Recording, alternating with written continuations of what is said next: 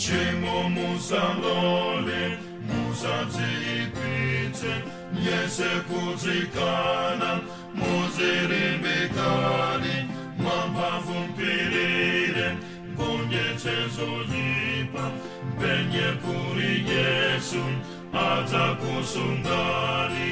Ende, muye asunge, ato, dozentimamu, ali, kukufunani, akasunge inutu.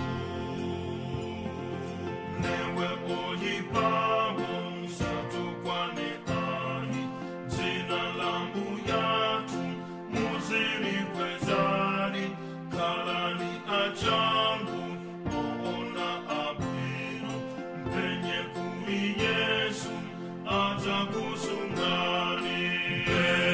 Ente, muye asunge, ato, dozentimamu, ali, kukufunani, akasunge inutu. Yesu alandela akupelerawo, chikulupililo chiwatanizani, mbuye atangata ose akumvera, penye kuri Yesu atakusungani.